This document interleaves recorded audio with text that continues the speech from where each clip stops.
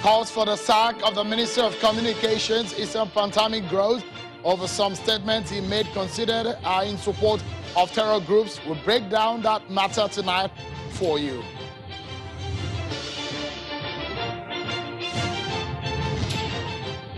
And Senate committee demands more funding for the military to battle insecurity in the country as bandits and gunmen abduct students in Kaduna and attacked a military formation in Niger State.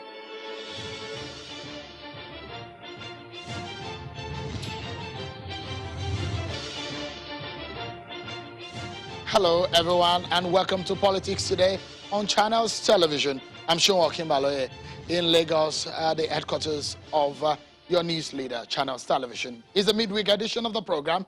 We shall be with you for the next 1 hour. Tonight, our minds are on two things: the worsening insecurity situation in the country. We're looking for solution. What could that be? Stay with us. We have an expert on that matter tonight. And the calls for the resignation of the Minister of Communications and Digital Economy, Dr. Issa Pantami. Some people want him out of that job based on what he said in recent past.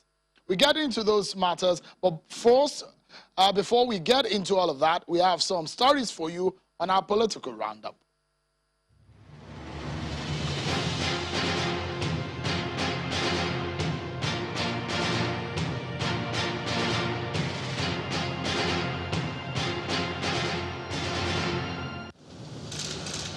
President Muhammadu Buhari today chaired the Federal Executive Council meeting, the first he's attending since returning from a medical trip in the UK.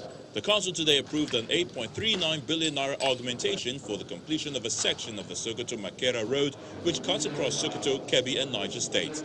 Minister of Works and Housing, Babatunde Fashola, disclosed this to State House correspondents after the FEC meeting. The Senate has approved President Muhammadu Buhari's external loan request of $1.5 billion and 995 million euros. President Muhammadu Buhari had written to the Senate in May 2020 requesting for the approval of external borrowing to finance the 2020 budget deficit as well as priority projects to manage the COVID-19 pandemic. Political stakeholders from Enugu East Senatorial Zone have called for the continuation of the zoning system in the state as they claim it is their turn to produce a governor come 2023. The Speaker of the Enugu House of Assembly spoke on behalf of the people of that zone after a town hall meeting. He said the zoning system will guarantee peace and peaceful coexistence among residents. So forget about competency. Give it to us. Allow us to produce somebody who will give that person support.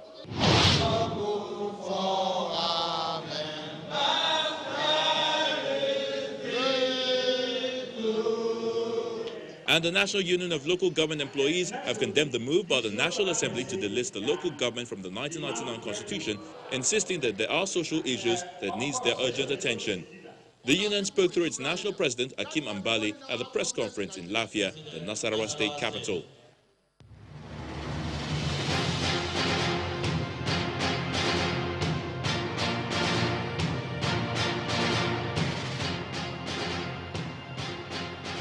Thank you so much, everyone. We begin the show tonight on a rather sad note because of the series of attacks that we're seeing in recent past. First, in Niger State, where bandits set ablaze a military base in Zagaza community of Munia local government area, killing one civilian and carting away a military vehicle.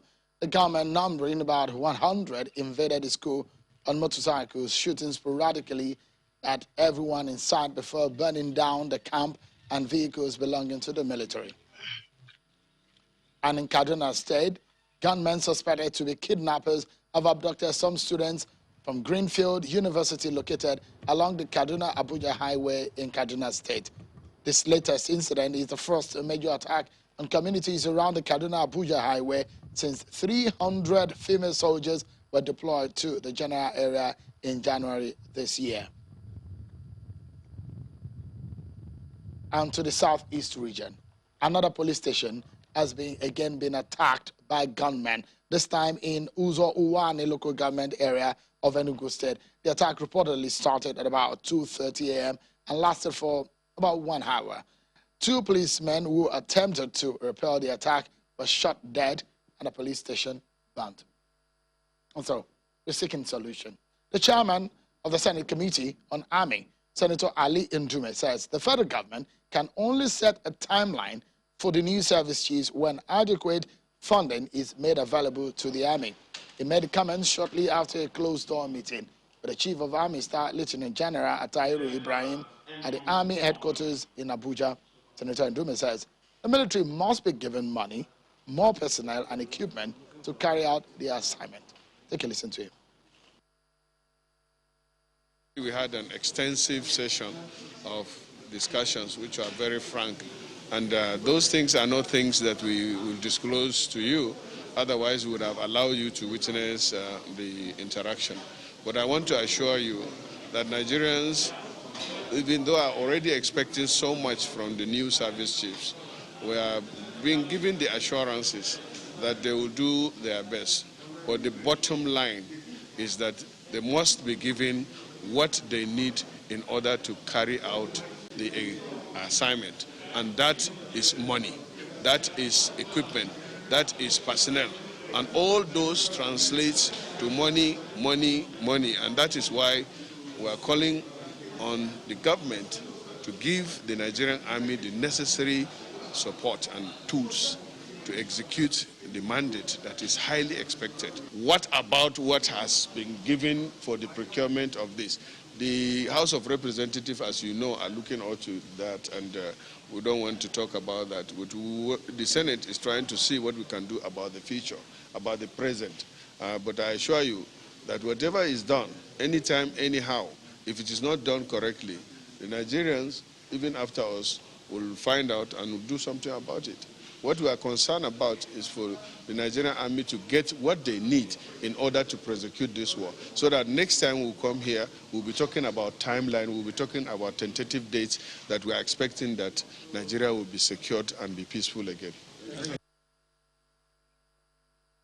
So he spoke about funding, but these attacks are terribly worrisome, and we cannot just continue like this. Let's get some insight now. This time from a retired police officer who understands intelligence and strategy, spent so many years in the Nigerian police before he retired. Former Commissioner of Police Emmanuel Ojukwu, who also spoke at some point for the Nigerian Police Force. He joins us from our Abuja studio. Many thanks for joining us tonight, Mr. Ojukwu. Indeed, it's a very sad moment in the history of this country when we see almost on a daily basis, we see attacks, and the audacity of some of these attackers is what gets to me the most sometimes. When we see the way they attack security formations and military formations, it sends some jitter to my nerves. And I want you to give us a sense as a professional. Are these guys not the same guys who are characters who are operating in the Northeast? From the intelligence you have seen and gathered, do they look similar, or are they the same from their operations and their pattern of activities?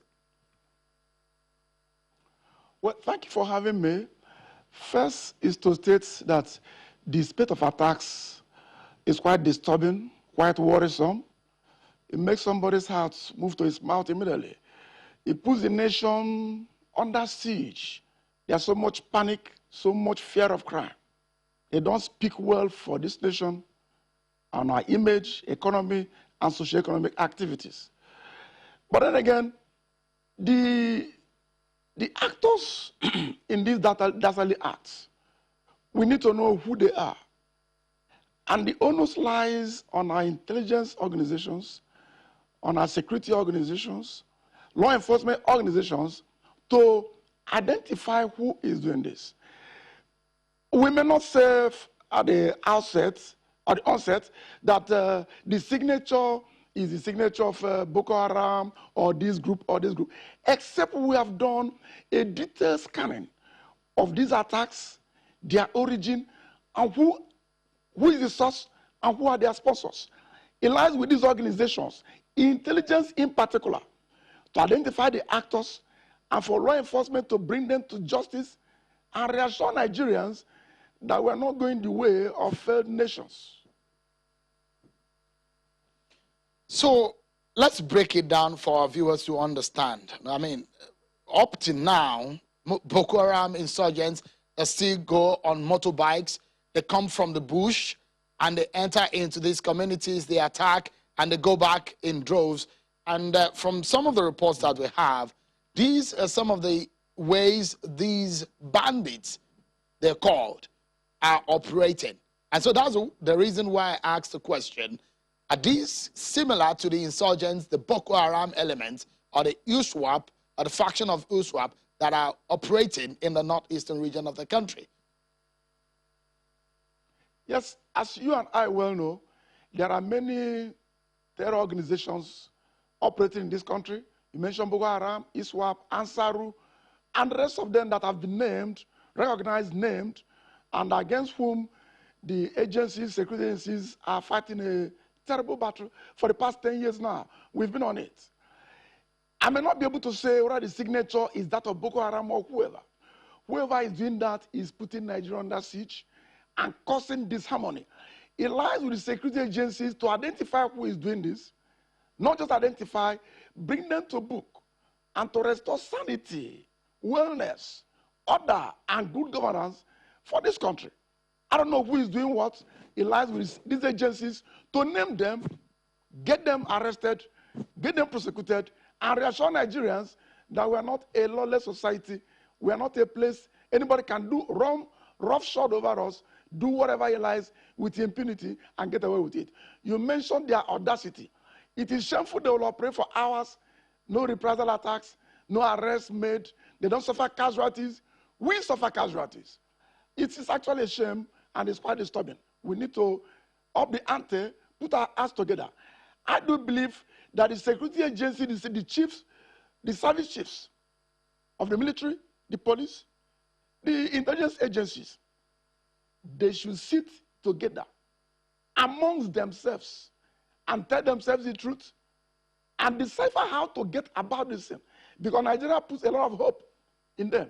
I know they will not disappoint us. They should think, look inward, and think critically about this solution.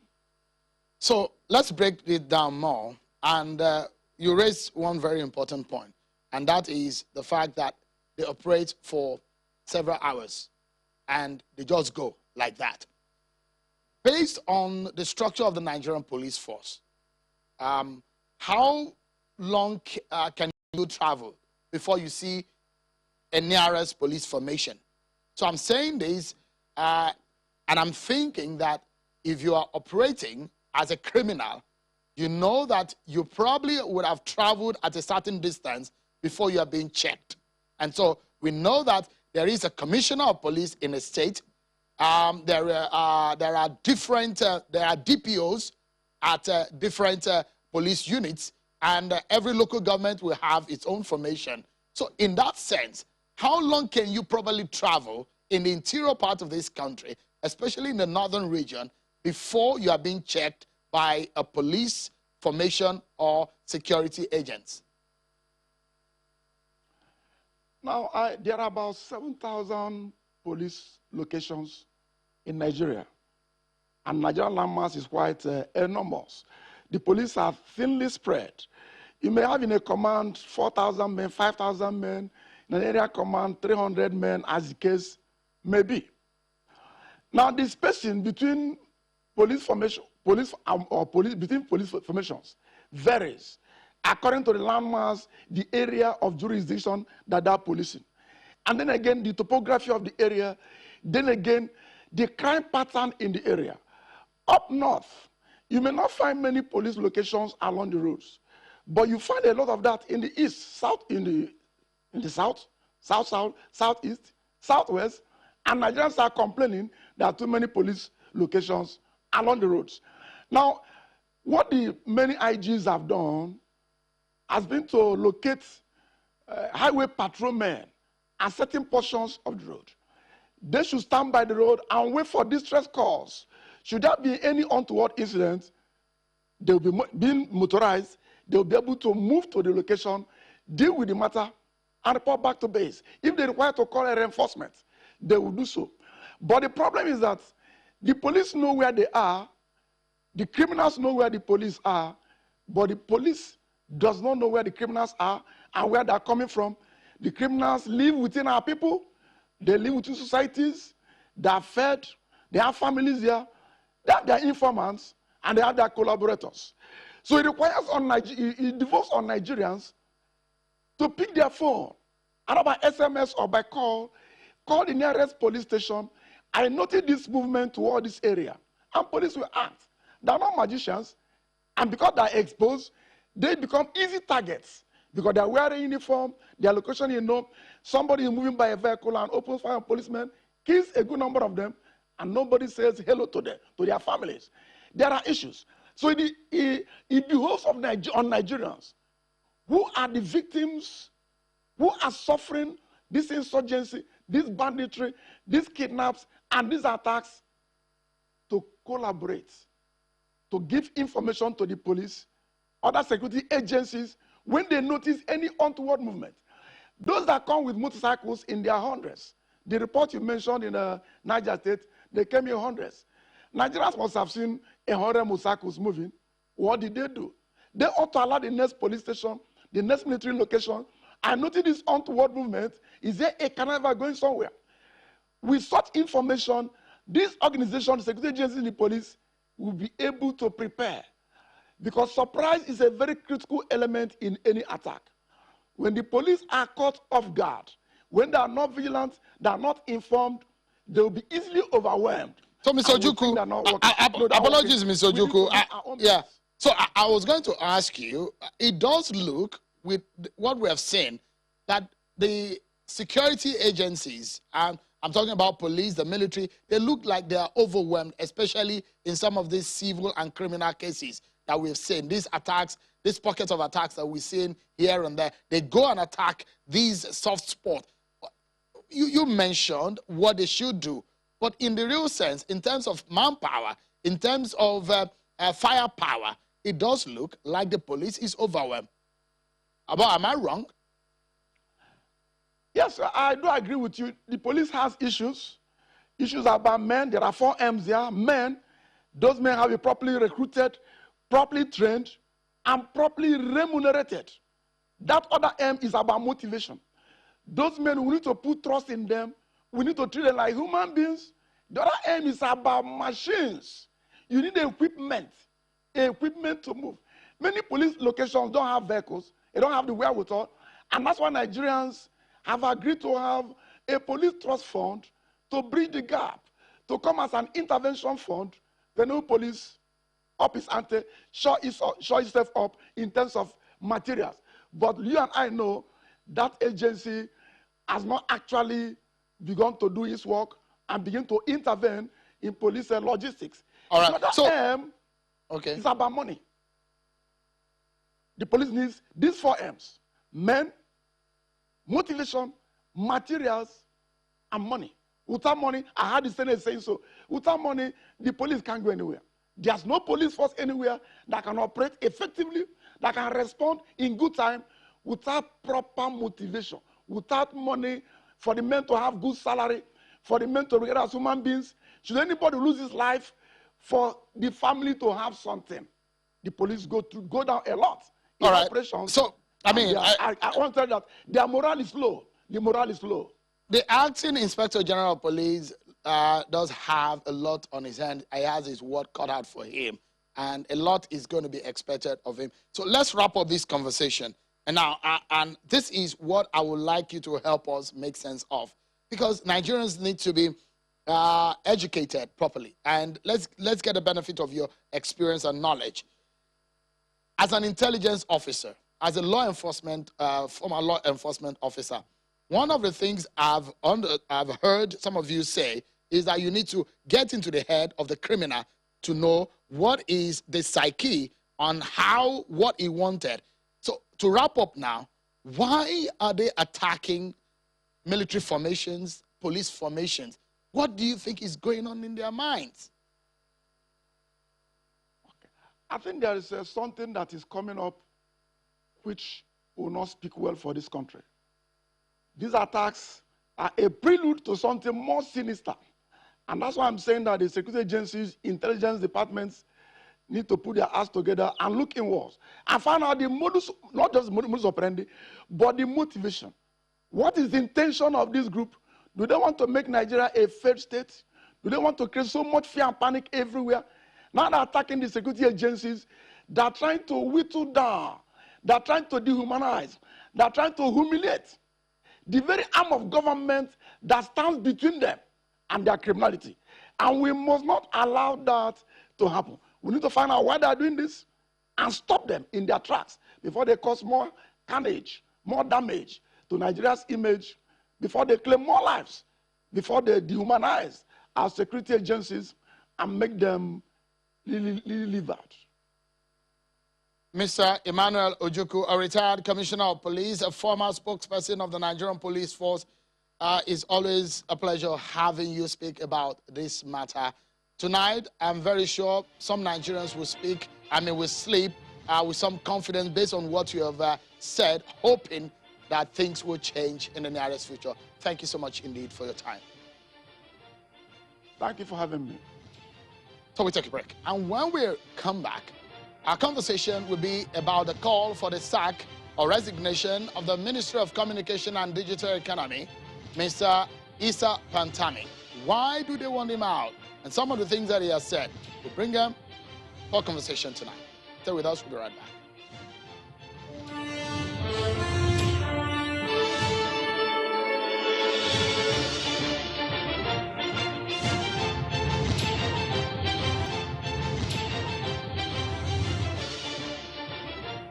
Welcome back, everyone. And let's get to our second conversation for tonight. Recently, there have been calls for the removal or resignation of the Minister of Communications and Digital Economy, Dr. Issa Pantami. The call comes over what some termed as statements which made the minister appear like a sympathizer of the Al-Qaeda and Taliban groups. The online rage went viral, accusing Mr. Pantami for his alleged affinity and endorsement of global jihadist movements. The minister is being criticized over some of his teachings, suspected to be espousing the teachings of Al-Qaeda and Taliban previously.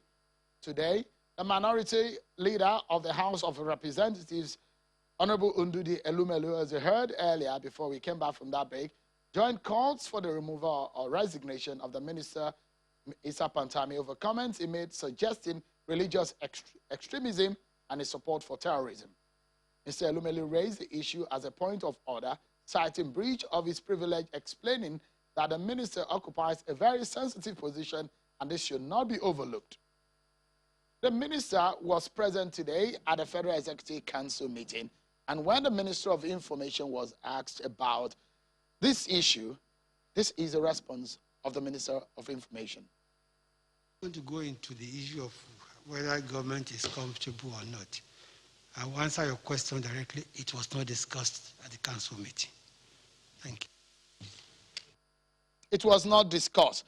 That was the obvious answer there. For several days, we here at Channels Television have deliberated about the matter and looked into how we want to tackle this matter. We've made several attempts to take up the matter, and because it's a personal statement attributed to the minister, we thought it was wise to speak to the minister himself, to defend those things that he said, to have those comments he has made, to defend himself and speak to the issues. But he has since responded to us to say he cannot speak personally based on advice that he was given, and he has asked a friend of his and the Director General of the International Center for Islamic Culture and Education to speak on his behalf. He's briefed him, and he's a friend of his to speak tonight. Dr. Kabiru Kabo joins us from our Abuja studio. And someone... Thank you very much for having me. Thank you, Dr. Kabo. And someone who has written severally about this matter, a freelance journalist, David Hundenyi, he joins us virtually to also speak on some of his writings on this matter. Thank you, David, for joining us.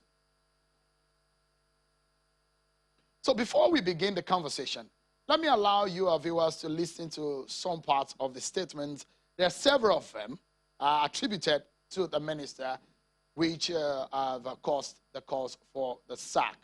Channels Television cannot independently verify the audio material, but listen and watch out for the translation of, because it's said in Hausa language.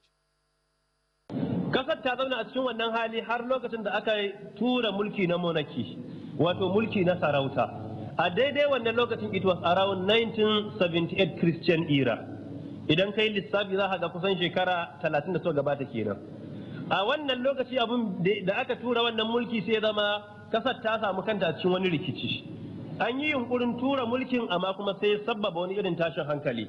To the extent that sai kafurai suka fara yunkurin shigowa kasar su yi dominating kasar Afghanistan. Saboda a koda yaushe kuke addini, kuke nutsuwa, kuke bautawa Allah, kuke karantar da addinin Allah, abokanan gaban mu kafurai, musamman a sahun gaba USA, United States of America, wannan iya tayar musu hankali. A koda yaushe sukan yi kokari su dan yi likimo suna ga ina za su samu daman launching attack a kanku. In a yanzu kana ga su suke cewa su super powers ne, a da wanda ake gani super powers su ne USSR, wannan su suke gani a matsayin super powers. Sai suka samu dama tun da yanzu kasar tashi hankali da sunan kokarin promoting peace, kokarin tabbatar da zaman lafiya, sai suka shigo kasar Afghanistan. Wannan shigo wanda suka yi sai suna supporting bangare daya, suna kuma yakar bangare daya.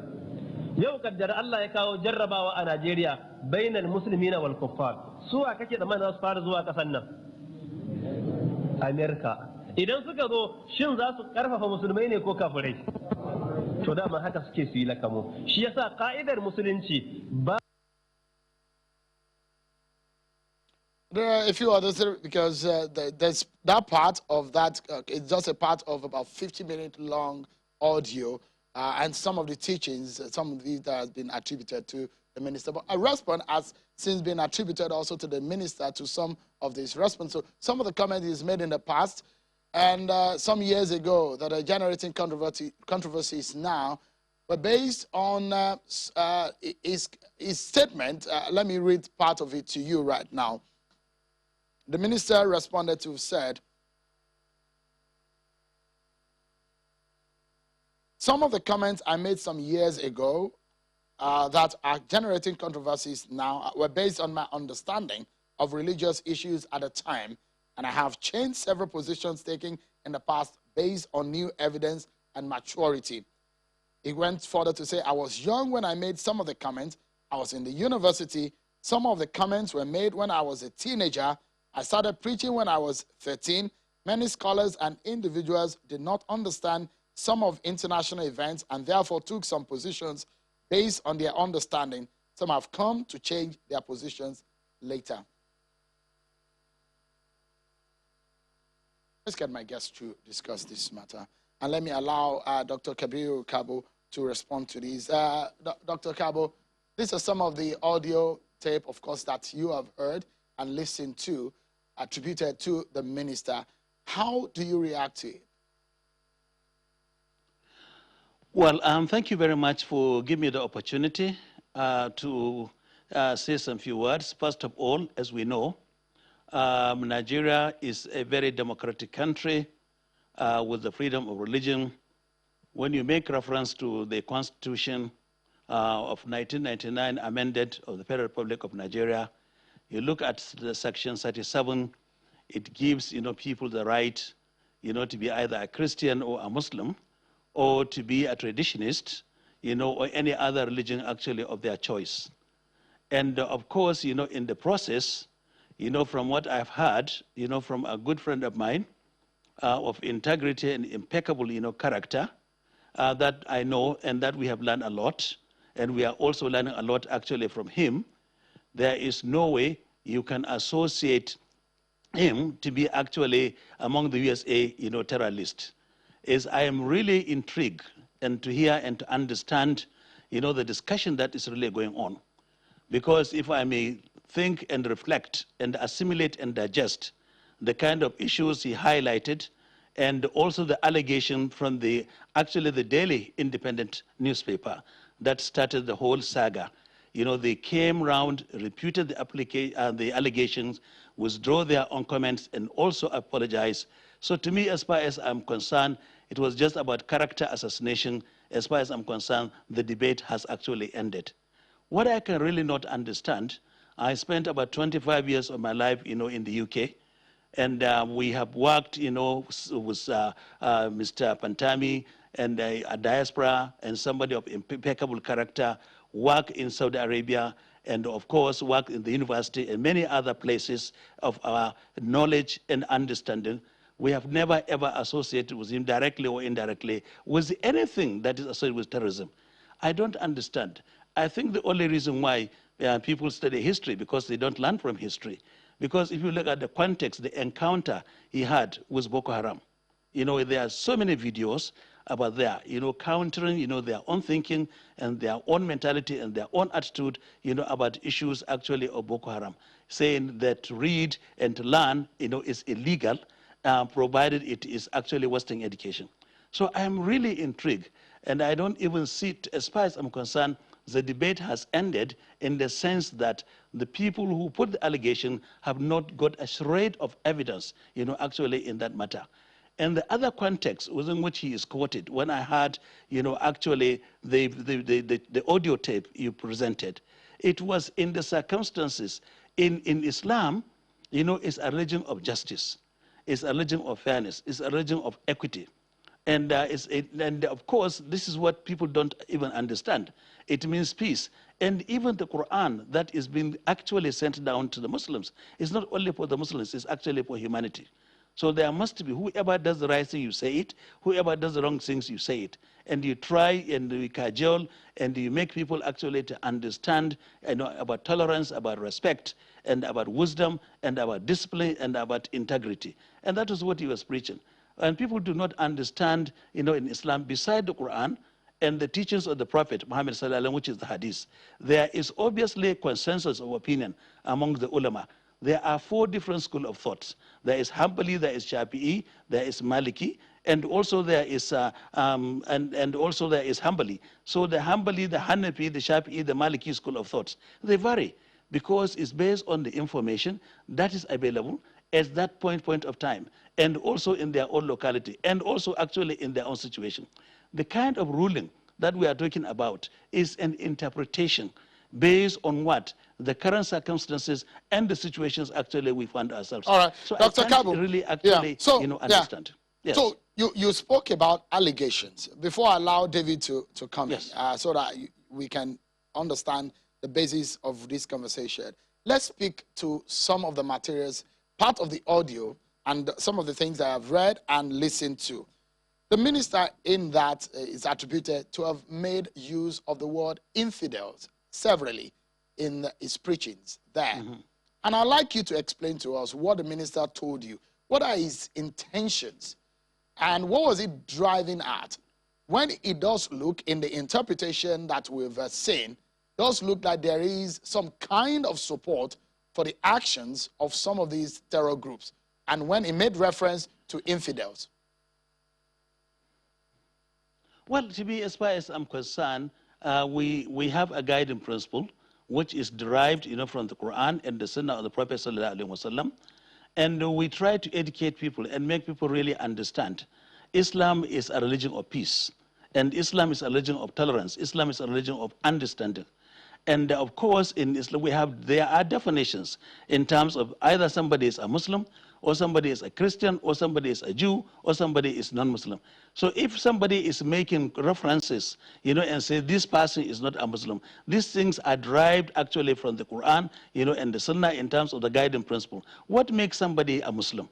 There are fundamental pillars of Islam, that somebody has to adhere before he becomes a Muslim. What somebody makes somebody a Christian? What somebody makes somebody a Jew? We need to understand, the context within what we are saying. If somebody is not a Muslim, he's not a Muslim. Because there are criteria, there are the do's and there are don't, and there are etiquettes, and there are mannerism, and there are things that are done in accordance, to Sharia. So I'm sure in these kind of things, some of these issues are quoted out of context. And even if you talk in terms of education, the 8 areas of intelligence, we all believe that people grow. When we were born, actually, there is no way you can born a child today and the child start working actually tomorrow. All right, doctor. Or start running tomorrow. So, people learn through the process. Yeah. So just let me allow David, I wanted you to give the background to what the minister is at the back of the minds of the minister, things that he said in the past, and what he's thinking about those things that he said. Let me allow David to come into the conversation. David, thank you so much for joining us. Give us a sense of what you've written about on the minister's statement and what you have heard his friend, Dr. Kabir Kabo, what he said tonight. Well, I'll start with what Dr. Kabo has said tonight. I find it very interesting that, first of all, the minister didn't want to appear by himself, and he sent somebody to front for him. And this person has come on the show and has spent 7 minutes speaking a lot of English and hasn't actually said anything. I found it very interesting that he said that there has not been a shred of evidence. That's a very interesting comment because there has been nothing but evidence, right? I have written two 2,000-word investigative articles, extensively referenced with audio, with links to academic resources, with eyewitness reports. So I'm not sure what Dr. Kabo is on about when he says there's no evidence. There's a lot of evidence. And if he's not aware of the evidence, he's free to Google the evidence. There's a lot of it. If he's here to dissemble, that's a different matter. I can't help it. But going back to your first question, which was what sense do I have of what Issa Pantami has said? I just want to point out, first of all, that this goes beyond the singular speech that Issa Pantami delivered on September 12, 2006 in Bauchi State called the Suwaye and Taliban, which is where the audio extracts that we're listening to came from. Issa Pantami has a long history of making incendiary comments and taking actions that lead to deaths, right? It is not a conspiracy theory to say that Issa Pantami is an Islamic extremist. He is an Islamic extremist, and he has always had that whiff around him throughout his career. I mean, there's a WikiLeaks cable from 2009 confirming that he was thrown out of his position as chief imam at mosque at Abubakar Tafawa Balewa University for sparking a religious crisis, right? And there is history there. So Dr. Kabo, if he's not aware of this, is free to Google this and read up on this. This is very well known, right? The reason that these comments have raised a furor of recent is because the audio file showed up on the internet recently, and for the first time, it was possible to independently verify that these things, which he has always been accused of, actually happened. He actually said those things. And I also want to correct the impression that this was a long time ago and his opinion has evolved over time. Dr. Pantami was born on October 20, 1972. That speech in particular was delivered on September 12, 2006, which means that he was 33 years and 11 months old. The person talking right now is 30 years and 11 months old. So Dr. Pantami was 3 years older than I am presently when he was making that speech. So he wasn't any kind of child. Let's be very clear about this. He knew exactly what he was saying. He was not a child when he was saying it. And those kind of opinions don't just evolve over time. Now, I want to quickly read out a segment from one of the quotes that he made during that speech. And I want Dr. Kabo to answer me, honestly, if he thinks that this segment is compatible with the idea of running a secular state, a multi-ethnic and multi-religious state. He says, and therefore we are praying to God that based on our understanding, we pray for a day when the images on the notes in our pockets will be removed. No Muslim cleric has ever spoken against these images as forbidden. May we be self-sufficient enough not to need this currency. It is against the religion to put even the images of the companions of the Prophet on the currency. May Allah help us to see that day when the Gregorian calendar, the calendar of the infidels that is on the notes, is removed. And that day is coming when it will certainly be removed. Now, I want Dr. Kabo to explain to me how this aim, which is essentially to remove the secularity of the Nigerian state, to take the images off the Naira notes, and to change from the Gregorian calendar, which we all use, to the Islamic calendar. I want him to explain to me how that differs significantly from the aims and aspirations of Boko Haram. As I've said previously on other mediums, the only disagreement between Issa Pantami and Mohammed Yusuf or Abubakar Shekau is the method that they want to use to achieve their Islamic utopian state. It's only the method that they disagree on. They are both extremists and they both have the same goals, right? There was a paper in 2017 published by the United States Institute of Peace, which I linked in both of my articles, actually, if Dr. Kabo can be bothered to Google them, which delineated the difference between the Al-Qaeda approach to Islamic terrorism and the ISIS/Boko Haram approach to Islamic terrorism. The ISIS/Boko Haram approach is more immediate, it's more flashbang. They want to use violence to create an Islamic utopian theocracy right now, which is what they're doing. They're going out and killing people to do that. Al-Qaeda prefers to use something called gradualism. They prefer to adopt a gradualist approach where they use the political levers of state, the instruments of state, the instruments of politics and education, as they put it, of Muslim faithful to push them away from moderate Islam toward extremism. The goals are both the same. They both have the same existential goals. So whether it's 6 or it's half a dozen, you are going to end up in the same destination anyway. So this idea that, we somehow fundamentally misunderstand Isa Pantami and, it's because we don't have some deep theological underpinning in Islam. Well, we're not illiterate. And I would really like it if Dr. Kabo didn't come on the show to insult our intelligence, because that's what he spent about 7 minutes doing. All right, great. So before I allow Dr. Kabo to respond to some of the things that you have raised, I would like you, because this is an underlining intent in your writing, linking Mr. Pantami years ago when he made those statements, and now he said he has changed. Does that, it does look like you disagree with that, and why? Absolutely, yes. And the reason is simple. He has not changed. And let me give just one very, very, very tiny example of how to confirm that this man is the same person he has always been. He has not evolved in any way.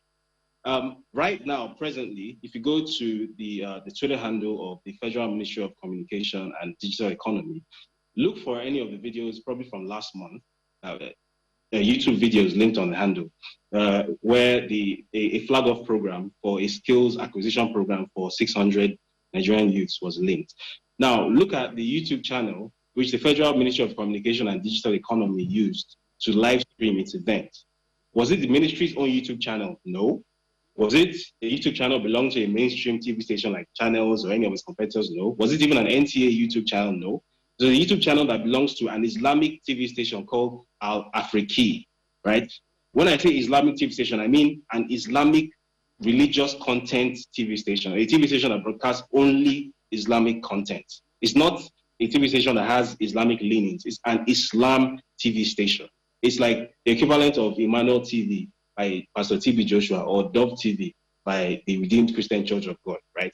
And this is the television station which the Minister of Communication and Digital Economy of the Federal Republic of Nigeria contracted to live stream not one, not several events, right, by the federal government of Nigeria, right? A federal event, right, that is being organized by what's supposedly a secular state is being exclusively live streamed by an unknown Islamic TV station. And in the articles that I wrote, I actually dug into the background behind this TV station. This TV station doesn't even have a functioning website.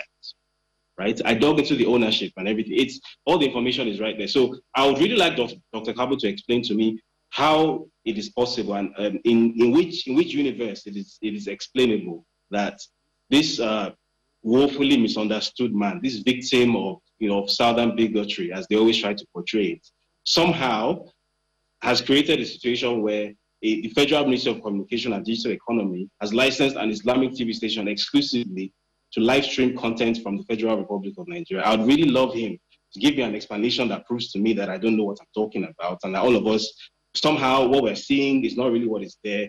Because this is a masterclass in gaslighting, right? And it's always really fun to watch this happen. So I really want to know what his explanation is. All right. So David, quickly too, you mentioned in some of your writings also about the minister being enlisted on some foreign, international, no-flight list, or some countries who have listed him and linked him to terror.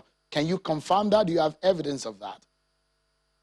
I want to correct that statement you made. I never at any point said that Isa Pantami was on a watch list. A news platform I am affiliated with published a story. I was not the one who wrote that story, right? And by the way, it is impossible to confirm or deny such a story, because anybody with the faintest understanding of international relations knows that the US or the UK or whichever country is never going to voluntarily offer that information up. So it's impossible to confirm that information as somebody is on terror watch list or is not on a terror watch list. The only way to know whether someone is on a terror watch list is for them to apply for a visa to the place or get on a plane to the place. That is the only way you will know. You cannot, as a journalist, go to the US embassy and say, can I please have this information? They're not going to give it to you. All So right. I just It's want good. It's good to clarify that. No, I'm asking so that you can clarify, because that's one of the issues that Dr. Kabo raised earlier on. So let me allow Dr. Kabo now to come into the conversation, and if Dr. Kabo can respond to some of the issues raised by David. First, on the statement he read on the issue of the currency and the Gregorian calendar, and how he said he wants things to be removed from the currency. Do you like to react to that?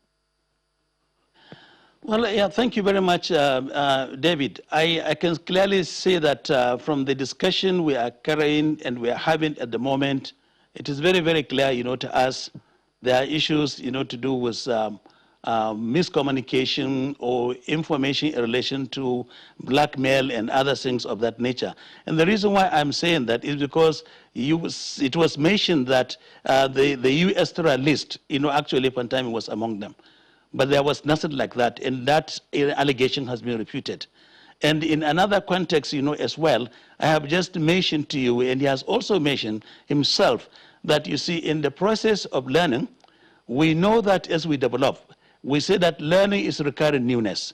You will find an opportunity to relearn, unlearn, and also relearn, unlearn, and also learn.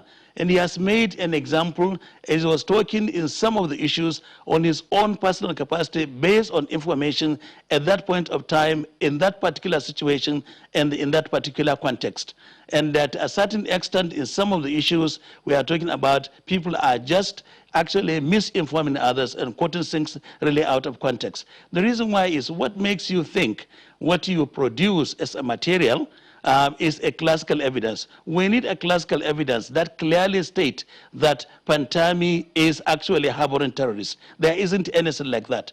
He has been having, lectures every year, actually in our center, International Center for Islamic Culture and Education. He is not preaching for anything other than sense of unity, other than respect, other than brotherhood. And even to some of the ministers actually in the past, they attend the session. And they are not Muslims, but they attend the sessions. And of course, the Minister of Sports for the last administration was one of those. And in all the context, is talking about peace, is talking about tranquility. And if he's talking about a currency and so on, and somebody can exercise his own personal opinion based on the fatwa or the knowledge and information he has got actually at disposal. But he's always, preaching for a sense of unity. Look at, I tend to think the issue we are talking about, what is the issue about calling somebody even to resign by somebody who did some statements in 2006 and saying that, look, this is exactly what I meant, and this is exactly the current situation. I can believe that. Dr. Kabo, because this person is an achiever. Sorry, yes. I want us to take the issues one after the other. We will come to the issue of whether he should resign or not. What I wanted you to respond to is what David raised. Two major issues he raised now. The part where he said that the images on the notes in our pockets will be removed. He likened some of the ideologies of Mr. Pantami to those of these extremist groups and terror groups. How do you explain that? Are those just coincidence or what? This is far actually from truth, because in his own impeccable character, I'm sure there are so many videos which he had encounter with actually the leaders of Boko Haram, and also in terms of his own activities, as you can see, about the national identity card that is currently pursuing, trying to tackle issues about insecurity, issues about terrorism, issues about banditry, and issues, about armed robbery, and issues about kidnapping. With all these elements in terms of action, not words, how can you say somebody is actually promoting terrorism? By making his own opinion, saying that this is what I wish to see, does that somebody make somebody a terrorist? And also using another platform, to actually project, the image, you see, actually of their own ministry. What has that got to do with actually the media where the information is actually being disseminated? We have got channels that are Islamic, we have got channels that are Christian, on, but at the same time, all these platforms are used to portray and also project, the projects, programs, and policies actually of government. So I can't even understand, the relationship between somebody making a statement of this nature and you allow or align somebody actually with terrorism. Look at what is happening. In what context? In terms of the Boko Haram, they know. They use, violence. They kill people and they intimidate people. And we have seen what is really happening, you see, actually in Borno State. So in what way and what statement has he made that is actually dangerous, that is putting lives of people at stake, or people's lives in danger, so, saying that we should exterminate other people? All right, so Dr. Kabo, we'll spend the rest minutes that we have on the calls that have been that have gone viral about Mr. Pantami leaving office. And let me allow David. David, if you'd like to respond quickly to some of the things that he said, but I'd like you to also comment on what has been gone viral. Today, the minority leader has asked that the minister should resign or should be sacked. Why that? Okay, well, let me start with the response to what Dr. Kabo said, first of all. His last comments that he doesn't see the relationship between someone being an extremist and someone's decision to host content from the Federal Republic of Nigeria on an Islamic-only channel. Well, obviously, that's the kind of obtuse comments that you make when you are ensconced in privilege, right? When you honestly cannot even see how a picture looks bad, because you yourself don't even think that differently from the person that you are defending. So of course he would say that, right? The Federal Republic of Nigeria is a country of almost 200 million people. It's multi-ethnic, multi-religious. I personally, I don't belong to a religion. I'm non-theist, right? So if I want to watch content from my government, why should I have to go to an Islamic channel to watch it? Right? There are several secular TV stations, and by the way, the Federal Republic of Nigeria is not an Islamic country, right? It's a secular country. There's freedom of religion. Why is content from the government being hosted on an Islamic channel? If Dr. Kabo really doesn't see the problem with that, then unfortunately, there's nothing I can do. I can't help him. Going to your question about the events in the House of Assembly today, my only response to that would be that the Speaker of the House of Reps, Femi Gbajabiamila, has a habit of putting party politics above the national interest. This is not the first, second, or third time where he's pulling this kind of stunt. Obviously, the fact that the point of order was raised by the minority leader and the person in question is a member of the ruling party is it's a political minus. But at the end of the day, you have to look at it from a wide angle, right? Somebody who is in charge of the data of almost 200 million people, right?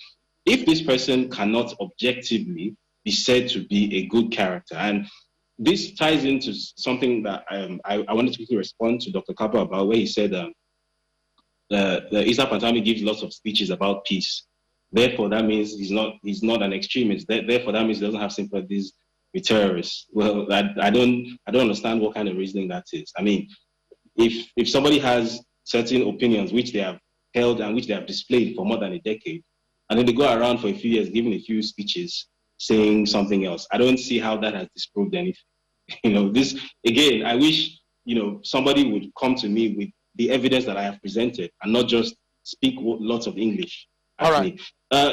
Going back to Dr. Gbajabiamila, one would hope that at some point he would understand that this is bigger than APC versus PDP politics. That this is a question about a man who is unsuitable to be in a position, wielding an immense amount of power over the data, over the identity of Nigerians. He has a huge data dump at his disposal. The data he has includes potentially the location data of Nigeria, the biometric data of Nigeria. Do you really want, even if by some stretch of the imagination, Dr. Issa Pantami is not actually an extremist, even if this is all just some kind of mistake, it's close to impossible, but even if it is, for the sake of argument, just for the fact that this whiff of controversy is hanging over this person's head, is there a shortage of people who can fill that office in Nigeria? Why is Dr. Pantami so important that under no circumstances must he even be discussed? That we have the Minister of Information coming out and saying